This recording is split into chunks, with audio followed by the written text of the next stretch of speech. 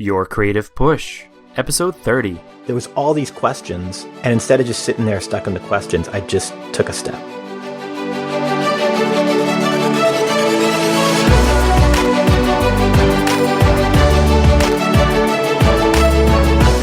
Welcome to Your Creative Push, the podcast that pushes you to pursue your creative passions. I'm your host, Youngman Brown, and my guest today is Brett Gajda. Brett has launched 2 multi-million-dollar businesses, studied with some of the world's leading self-development teachers, visited 40 countries, released an album, starred in a stage musical, got married, escaped from Alcatraz, became a father, and he currently trains and coaches professionals at Fortune 1000 companies globally. But Brett, I found you through your podcast, Where There's Smoke, which is hands down my favorite podcast at the moment. And, a lot of credit, I guess, goes to you for that. But I think it's all because of your theme song. I find myself humming your theme song all day. It's great music. But Well, I love that. That's cool. Both Nick and I, who's my partner on the show, we're both pretty big music fans. And that was actually written by my good friend Des McKinney, who I've known since high school. Nick recently remixed it for season 2, so it's got a little bit of a different vibe.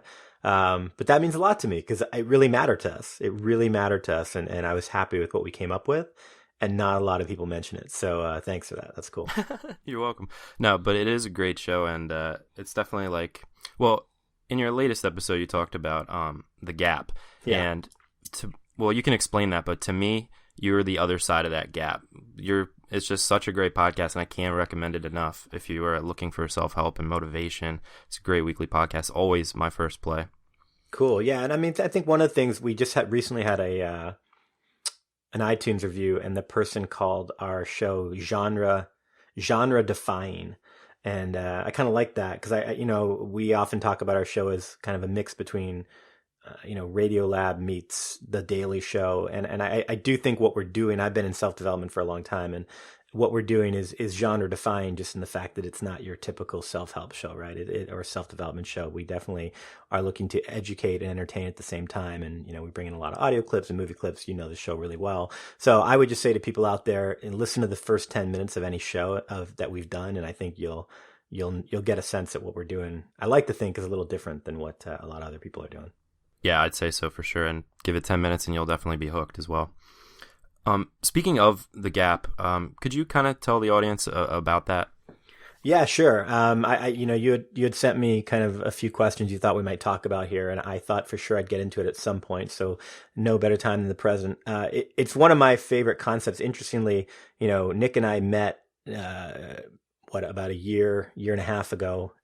And when we met, as we got into conversations about possibly doing this show together, it came up that both of us loved this video and this concept. It's really, which is an Ira Glass interview that he did. And so it was one of the things we had in common. And, in essence, the gap says this. It says that anytime you go to create something, and it really could be anything. I mean, it could be something artistic like a podcast or an album or a play or a novel, but it could be a business. It could be a product. It could be anything that you're creating, that probably the reason you're interested in creating it is because you have a deep level of interest and love for that thing. Okay. So let's just use podcasts, since that's what we're doing right now. So if you're a podcast listener, you love listening to Startup and This American Life and Invisibilia, and you have this great love for podcasts, and you decide, well, I want to create a podcast.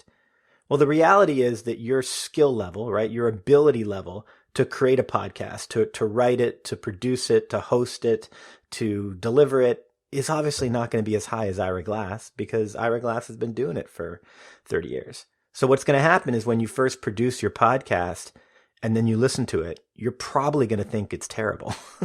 You're going to listen to it and go, wow, that's not very good, because your taste, right, what you believe is good, is much, much higher than your ability. Right. And think about that in anything. You decided to direct your first movie, and you've been watching, Steven Spielberg movies all your life. Your first movie is not going to be E.T., right? So what happens is that for a lot of people, they're not willing to go through that gap, because that's the gap, right? The gap is where you are right now, meaning your skill level, your ability, what you're creating, and where you achieve to be, meaning, what you think of as great in that space. And there's this huge gap. And the only way to bridge that gap is to basically work. right? To make more movies, to make more podcasts, to write more blog posts, to write more books, to create more products, to do it over and over and over again and be willing to actually create stuff that might just be okay, that might even be horrible, in order to get to the place where you create something really good, in order to get to the place where maybe one day you create something that is as good as what you consider to be great, for why you loved that medium in the first place. And that gap is a big thing. And a lot of people aren't willing to go through it. Their ego doesn't want to go through it. Their ego doesn't want to have that feeling of, oh my God, I'm not great. They don't want to be rejected. They don't want people to judge something that they know is not very good. They don't want people to listen to it and go, well, it's no This American Life. And it's like, well, of course it isn't. It's my first try, So what happens is people just either never start. They get paralysis by analysis. They get afraid, or they do start and then they get knocked down a few times and they quit, and they're just not willing to, we're not willing to go through that gap. And that's the gap. What would be your best advice to somebody who's kind of standing before that gap and they, maybe just accomplished their first thing and they look at it and they're like, this is garbage. What would be your best advice to them to move forward? Well, I think the first thing is somehow you have to connect your mental understanding of that gap to your own emotional experience, or maybe even to your courage, right? And an example I often use, which is really simple, but I use it because everyone can relate to it, is walking, right? Like when all of us were toddlers and we were crawling around, we decided we wanted to walk. There is not a single human being on the planet who one day said, I'm going to walk, stood up, and just started walking, right? Every single one of us tried to get up, fell down, maybe got up, took one step, fell down, walked, fell on their butt. Some people fell downstairs. Some people, walked when they were 1 year old. Some people walked when they were 3 years old. Some people walked when they were a year and a half. But pretty much by the time you're 2 or 3, unless there was a physical issue, everybody's walking. So everyone gets there. But you've got to understand that that's the only way there, right? There's no great actor, great musician, great writer, great business person who didn't go through the gap. But understanding that mentally and having the courage to do it is two different things. So I think my advice would be, instead of looking at the whole gap, just look at today. Just what's the next step? What's one thing you can do today? And just do the one thing. And it sounds simple. It sounds almost primary, but I think if you just focus on the one thing, like when Nick and I created this show and we just talked about it because we just had our year anniversary, I said to him right before we'd even put out our first episode, I said, Nick, we're going to do this show for at least a year before we even evaluate where we're at. Like before we evaluate whether we think it's good, whether we think we're moving in the right direction, whether we're going to do it for a year. Because at the end of 1 year, we'll have a pretty good sense. But what I don't want to do is put out 3 episodes and be like, oh my God, no one downloaded them, no one likes them. Or have one person say to us, it wasn't very good, and go, oh, let's quit. Like I said, we're just going to do it for a year. And that was, I think, one of the best pieces of advice I gave to both him and I, and one of the best approaches, because then what happens is we're not analyzing the gap every day. We're just saying, okay, well, let's just do it for a year and then let's see where we are. And usually what happens is when you look where you are a year later, you're probably further ahead than you thought you would be, or at least you're noticeably ahead. And then that gives you enough confidence to go, well, wow, if I traveled that much distance of the gap in 1 year, then what'll happen in the second year, right? Yeah, I think that's great advice, and it's kind of like putting the blinders on to, like you said, the end of the gap, as well as like beside you. Like, don't look left and right at what other people are saying.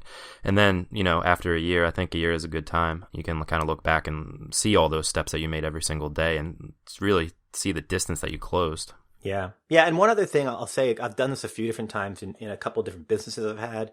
I've done it with regards to writing, is, if you're really freaking out or you're judging yourself really harshly, find 5 people who've done what you want to do and ask them to tell you about, what their journey was like when they got started.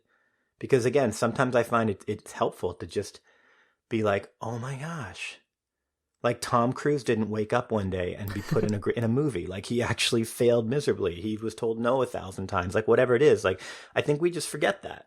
And I think having those conversations with people to hear their origin story and go, oh yeah, everyone goes through this. Somehow that helps to connect the mental and the emotional and give you that courage to take another step. Yeah, for sure, for sure. So happy anniversary, by the way. Oh, thanks, man. And so like a year ago, before you kind of took that first step, what was the final thing that made you take that first step?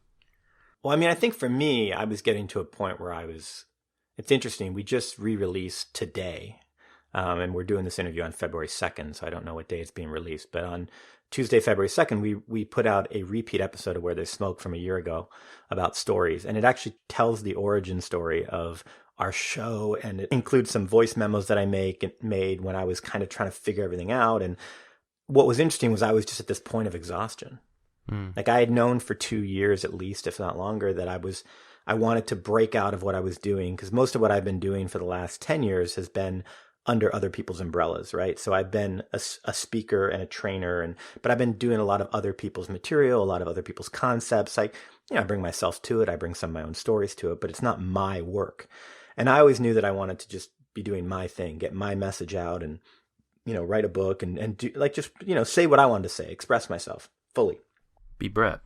And yeah, be Brett. Totally. And I've been trying to figure out how to do that. I started making some videos a few years ago, and that didn't really feel right. And I was just at this point of exhaustion where I couldn't figure it out.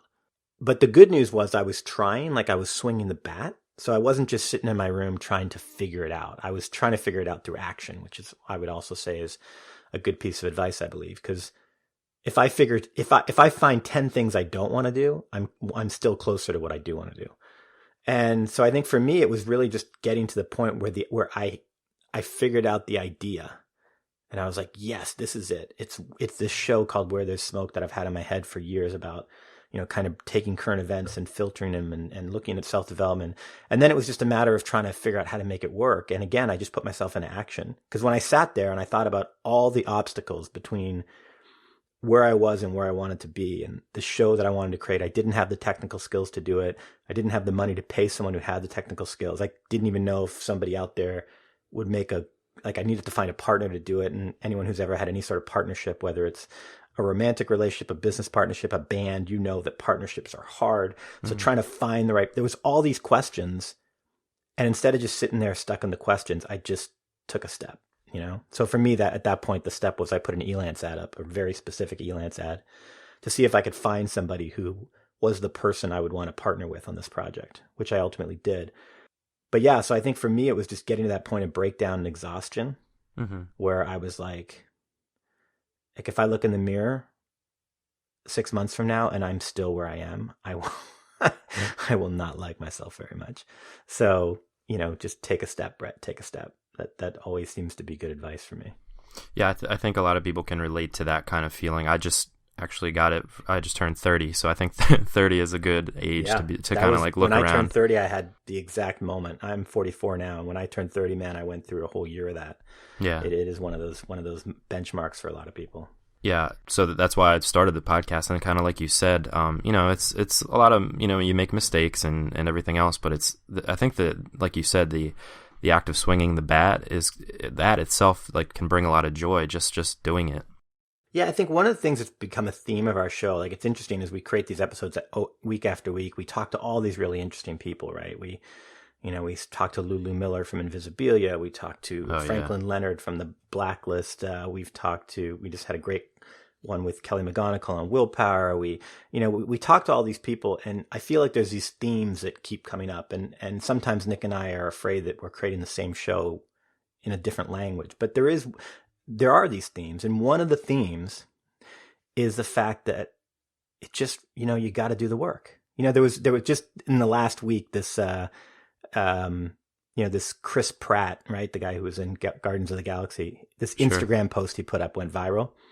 And in the Instagram post, he's just talking about all the work he's done to get where he is and how grateful he is for everyone. At the end of it, he says something along the lines of, "You just got to keep going.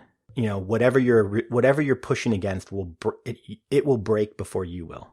And I think that's one of the, that sounds simple to say, but I think for anyone who's been doing anything for a significant amount of time, a few years, we see that. And I'm not one to think that age means everything, but I do think experience means something. And I do feel like my 44-year-old self would tell something different to my 35-year-old self. And my 35-year-old self would definitely tell something different to my 21-year-old self. And a lot of it is just around this idea of, you know what? You're doing great. You're further ahead than you think you are. It feels like you're not, because you want to be on the moon and you're still only halfway there. But trust me, this is the only way to get there. We don't have teleporters. You know, you can't go from here to there instantaneously. And so I think it is that willingness to like to take that journey on. And somewhere, again, like as cliche as it sounds, the whole it's the journey, not the destination, like somewhere find a way for the journey and the experience to be the top of the mountain instead of keep trying to think you're going to get to the top of the mountain. It's going to be great. Because honestly, for all of us, and I don't care what age you are, think about this. Like at any point in your life where you've achieved something really, really great and you've gotten to the, top of the mountain, quote unquote, if you really think about it, you in some ways missed the journey. And when you tell the story in retrospect, you don't tell the story about standing on stage holding a trophy. You tell the story about the game that you almost lost. You tell the story about how you were going to quit. Those are the moments that actually really fill you up. So what happens is when we're in them, we wish they weren't happening. And then later, those are the things that we long for. How would you recommend finding kind of that joy in the journey? Because I agree, if you just kind of, like you said, there's no teleporters. If you just teleported to the moon, so to speak, you're not really, you won't feel like you deserved it. Like, yeah, and it won't be as cool, right? You won't be like, oh my God, we got to the moon. You'll be like, oh, we're on the moon. Yeah. So, yeah, again, it is one of those funny questions, right? Because there's no magic pill. There's no magic answer to it. I think step one is mentally understanding it. And then step two is figuring out a way to, emotionally connect to that. And maybe it's, and I'm like literally just thinking on the fly here, but maybe it is things like journaling, or meditation. I think that's one of the interesting thing about journaling though, because like when you're reflecting on things, you often see them differently and then you register them differently, right? There's this idea, right, that they talked about this on Radiolab years and years and years ago about how like memory, that people think of memory almost as this thing where, okay, so something happens, like a computer, okay? So something happens, my brain creates a file, and every time I remember that thing, all I'm doing is basically accessing that file. But that's not actually how memory works. How memory works is that every time you go to remember something, your brain literally rebuilds the memory from nothing. From nothing. It's not a movie that's there that you grab and you watch. Right. There's nothing there, and your brain So what happens is over time, it's kind of crazy when you think about it. You realize that every time I remember something, I'm recreating it. So I can be sitting in front of you, right? And I can be saying, Youngman, I'm telling you, man, this is exactly how it happened. I am not lying to you. And put me on a lie detector and I will pass. But the reality is I'm just recreating a memory, and who knows if it's true? I don't even know if it's true, right? So if that's the case, we end up looking back on things and, we kind of recreate them differently because now we're at the top of the mountain and it doesn't seem as bad. Maybe that's the power of journaling and reflecting, is that, if at the end of the day you're journaling about something, you're kind of taking a moment to reframe it. And maybe in reframing it, you think to yourself, oh, wait a second. Wow, that was actually pretty cool. So, that might be, one thing, and that would work is just, taking a moment to reflect on these things instead of just constantly charging forward. Yeah, I agree. As a writer, it's definitely important to get your thoughts out there, because it's kind of in the act of writing that you kind of write the story. You kind of tell yourself how you feel about certain things, as opposed to kind of like letting things stew in your brain and thinking about it. Getting it out on paper is so therapeutic, and it really does help you to kind of figure out where you stand on certain issues and things that are going on in your life. Can you take us maybe to the top of your mountain, maybe one of your best moments creatively? Well, I think there's two questions. There's like, when I think about best, especially in the context of the conversation we're having, there's moments where I was just really proud of myself for doing it. Mm-hmm. And then there's maybe other moments where I think that was one of the best things I ever created, right? I think for me, because that was the best thing I ever created, that idea, that tends to carry a lot of recency bias for me. Like, just meaning that, like, I do like a lot when I do finally create stuff. So like Nick and I were just talking about This Is Where There's Smoke, how, we often will, this is the best show we've ever done. And then we listen to a show from 8 months ago and we're like, oh, that was actually pretty good. And then a month later, we're like, this is the best show we've ever done. And then a month later, we think, oh, this is the worst show we've ever done. And then we listen to that same show 3 weeks later and we're like, it was actually pretty good. And like, it's hard to kind of gauge when you start getting into this this is the best, this is the worst. But I think where these moments become the best for me, where I think of them as, wow, that was a best moment, is when I actually just did it, you know? Mm-hmm. Like I think back to all the way in high school, I got the lead in Little Shop of Horrors and, in the musical. And when I was in high school, I was so super shy and very timid. And if I did not in my group of friends, I was like the class clown loud guy. But if I didn't know you, or if I'm walking down the hallway and the cool kids are in the corner talking, I was the guy who was putting my head down and walking by them. Yeah. I wasn't good at talking to girls. Like I wasn't comfortable in my skin, and I certainly wasn't comfortable being vulnerable. So I didn't, even though I loved theater and I was in theater from grade 10 on. In grade 10 didn't audition, grade 11 didn't audition, because I was afraid. I was afraid of getting laughed at. I wasn't gonna be good enough. And, finally through really my drama teacher kind of kicking me in the ass, I auditioned and I got the lead. And I think, first of all, I was just so proud of myself for putting myself out there and auditioning.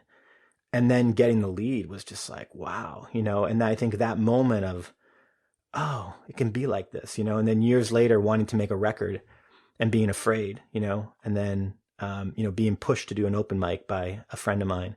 And having that experience and having people come up to me and go, wow, I love that song, going, wow. And then making a record and actually putting that record out.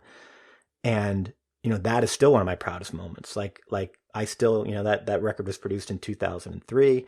You can get it on iTunes. It exists. It's this physical thing, this moment of my life that, I documented, that I wrote the songs, I recorded them. It's done. There it is. Like I did it. I didn't think about it. I didn't, and it really didn't matter what happened after that. Right. It actually was pretty good success. I played shows in New York. But it didn't really matter. For me, the best moment was the fact that I created it.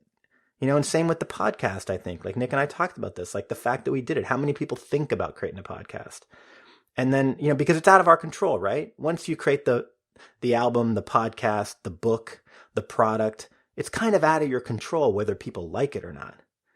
What's in your control is creating something that is, as authentically you as it can be, or what you envisioned or what you wanted to create. That's in your control. Whether people like it or not is not. Now, at that point, you might choose to adapt, right? You might, if it's a product, you're definitely going to adapt. If it's a podcast, you might go, oh, my audience likes this more than this. And then again, but that's still in your control. But ultimately, what's not in our control is whether people like it or not. So I think for me, the best moments for me have all been these moments where I actually followed through and created something to completion.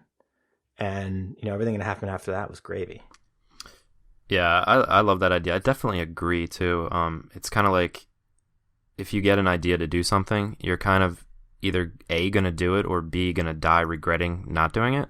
Right. So I think, like you said, that moment of, getting it done and just having it there to, put on the shelf and just kind of look at it. I think that is the most valuable thing in life, really. It's kind of, you're letting yourself off the hook almost. Yeah. What would you, so you have done a lot of stuff, and I commend you for that. What would you recommend to somebody who does have like a lot of different ideas, like whether they want to start a podcast or do art or write or whatever crazy ideas they might have, and they have a lot of different ideas of different things to do? What would you recommend to them? Like to choose one, or kind of like, yeah, 100%. You got to choose one. There's a metaphor that someone used with me years ago, and they talked about this idea that a rocket uses something like 90% of its fuel to get out of Earth's orbit, and then once it's in orbit, it uses the rest of the 10% to go around the Earth over and over and over again. And so he was actually talking to me about businesses, about having multiple businesses, and what he said was, you're going to launch a business, spend all your energy launching that business. So let's say you spend whatever, let's say a year, okay, or 2 years. Okay, let's just say you're going to open up a store, some sort of cafe or something. So you spend 2 years opening that cafe. That's the 90% to get. And then you're in orbit when the business is kind of running pretty smooth. At that point, you hire a manager, or you've maybe found a partner along the way, and you say, look, you're going to manage the cafe because it's pretty much running. It's in orbit. You're going to manage it. Now it only takes 10% of your energy, right? 10% of your energy to basically check in every so often to kind of make sure everything's still going the way you wanted. Now you have 90% of your energy to launch another rocket, right? So now you go and you say, okay, well, now I'm going to launch this internet business I've always wanted to do. And you spend a year doing that, and you get that thing in orbit. And then you go, oh, okay, now I'm going to do something else. Or maybe you say, then you say, well, now I'm going to have a kid, right? Because that's its own project, right? Oh, wow. Right? So, but you see what I'm saying, right? That Yeah. once you get it in orbit, and that's true for any creative endeavor, and I'm someone who's suffered from that big time, right? I've definitely been the guy who wants to do everything at once. And now here I am, right? Looking back on my life so far, and as it's come up in this conversation, right? I've started a musical. I started a musical in San Francisco. I was on the cover of the newspaper. I recorded an album. I toured that record. Now I've got a podcast. I'm writing a book this year. So like, maybe there's something to be said for when it's all said and done, I kind of will end up doing all the things I wanted to do when I was 21, but I just tackled them one at a time. But I never really consciously, if I'm being honest, thought about that. I didn't plot it out. I didn't plan it that way. I'm more the guy who tried to do 4 things at once and failed at all of them, and then realized, oh, maybe I'll just do this one. And then when I was done that one, went, oh, well, what about this one now? So I think, that idea of one at a time is totally true, because it's just no, it takes so much, right? I mean, think of it, this, and your listeners know this. Like, think of anything you've done where you've put your heart, soul, and blood, sweat, and tears into it. God, it takes so much work. You can't do more than one thing at a time and have it be of any quality or anything that you would want to, like, this. It's not possible. So figure out that one thing you're going to do first. And it might not even be the thing that you most care about. It might not be the thing that you think, well, if I die and have never written a novel, I'll hate myself. That doesn't necessarily mean you have to write the novel first. Okay. Maybe you do the thing that, you're closest to, that you feel you've already taken 5 steps towards, or that you feel you can tackle first, or that you feel is going to help you build up your creativity muscle before you write the book. So whatever it is, I think you just got to pick that first thing and know that more than likely you'll have an opportunity to get to the next thing. Yeah. And going back to what you were saying before, it's all about just kind of starting it and not worrying about, the gap, as we were talking about, and kind of just taking that first step and just taking steps every day. And the great thing about creation is it doesn't matter what you're creating, right? We did a show on creativity. I loved it.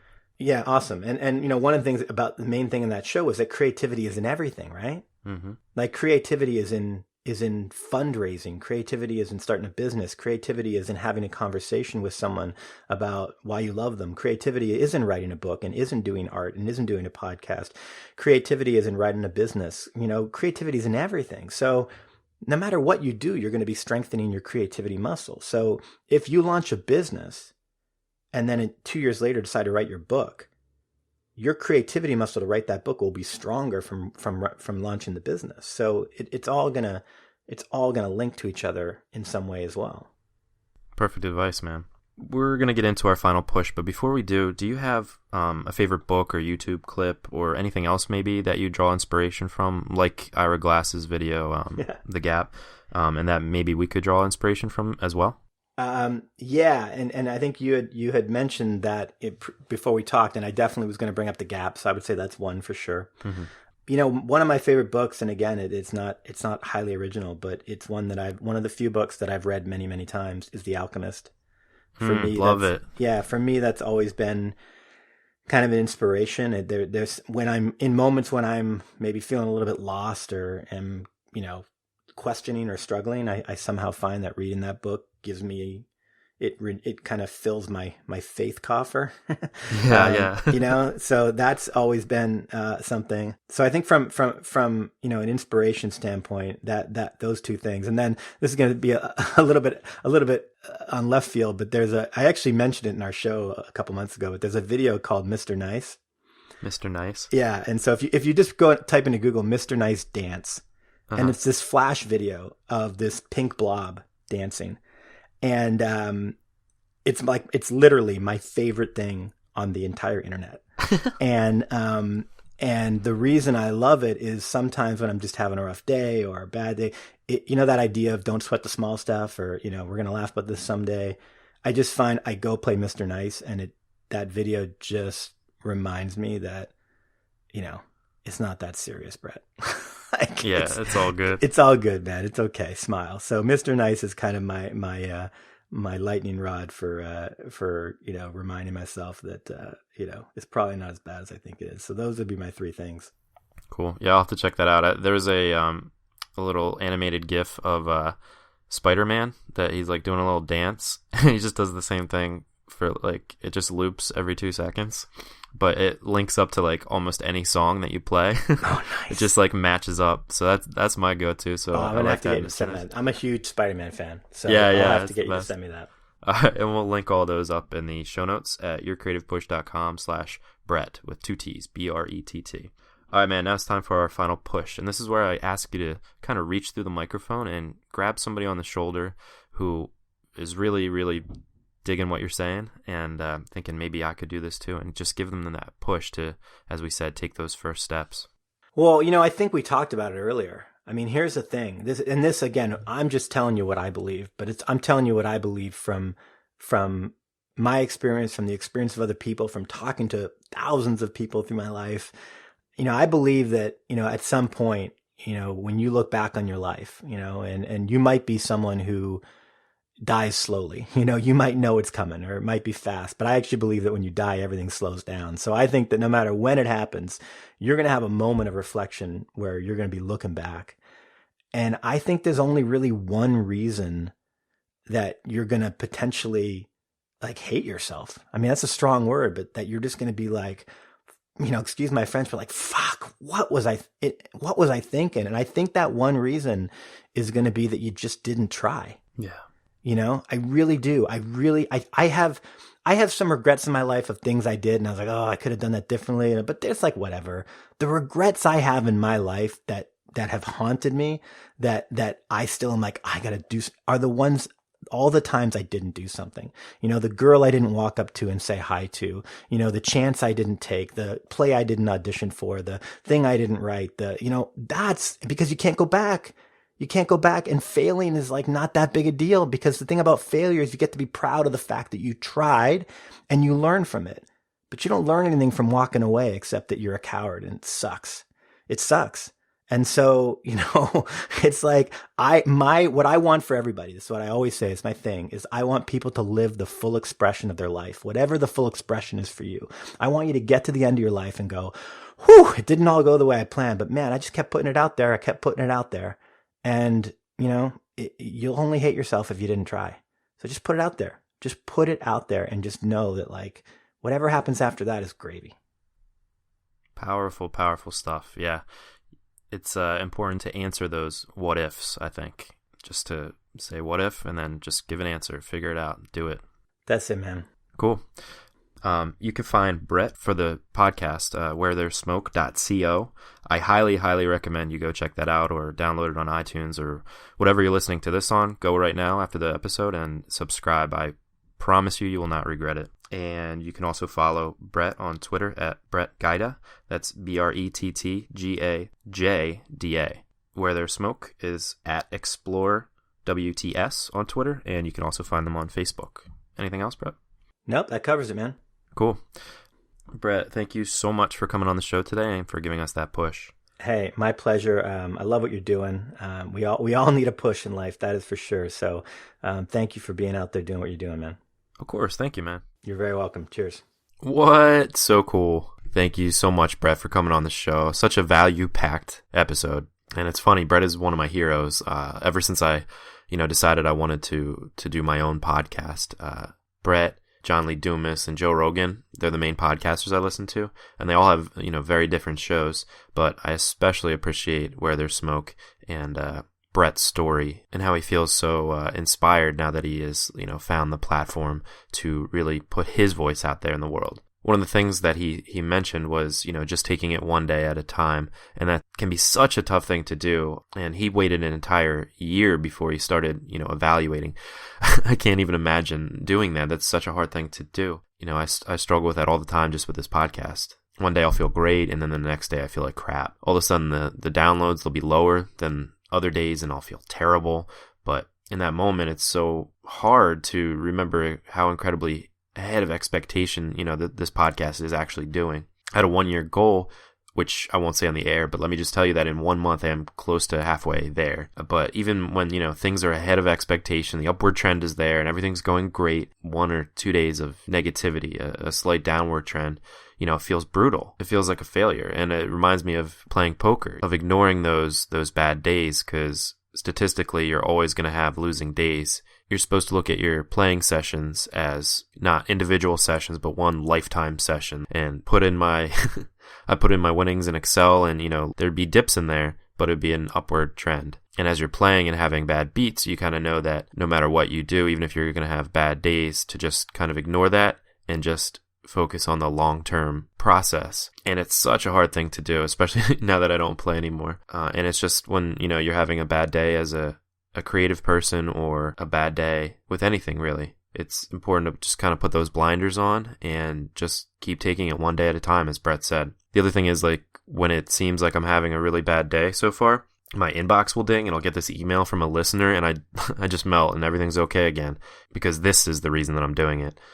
For instance, I just got this email from Brainkeef, who said, "I discovered your podcast a couple weeks ago, and wow, I began making art a little over a year and a half ago, and I wish your podcast had been around to inspire me. There are an infinite amount of moments of self-doubt, self-pity, loss of confidence, etc. in the path of an artist, and hearing these artists speak brings me back down to earth. Your guests and your questions are fantastic, and it helps normalize my own art world superheroes into real, regular people. Please keep this up. I can't wait for the next round of interviews. Cheers." Thank you so much. Like, that inspires me to keep doing this. It inspires me to stay up late to edit, and it really just pushes me. This is the reason I'm doing it, is to inspire other people and to, get people going. So thank you so much. And if you'd like to reach out to me, it's as easy as emailing me, youngman@yourcreativepush.com. If you got something positive to say, something negative to say, something you'd like to see in the show, something you'd not like to see in the show, if you have the perfect guest for me to interview, if you think you'd make the perfect guest to interview, really you just want to say hi, just reach out. I promise I'll get back to you. So thanks again to Brett. This was an honor for me. And be sure to check out Where There's Smoke. I promise you'll love it. You can find it at wherethere'ssmoke.co, or you can head to the show notes page where you can find all the links to connect at yourcreativepush.com/Brett Gajda, Gajda. On tomorrow's show, we have John Contino. I mean, there's no excuse. If you want to do it, then just do it. Because if you don't do it, you're going to be on your deathbed one day, and you're going to be like, I wish that I was able to do that. The only person you can blame is yourself. John is an extremely talented graphic designer who has worked for basically every company you can think of, including the Sports Illustrated swimsuit edition, which we talked about at length, because you have to, right? But John and I had a great conversation, a lot of fun, and a lot of laughs. So be sure to check that out tomorrow. But as for today, hopefully you were pushed enough to get your work done. So go and get it done, and come back tomorrow if you need another push to get it done. Have a great day, and we will see you tomorrow.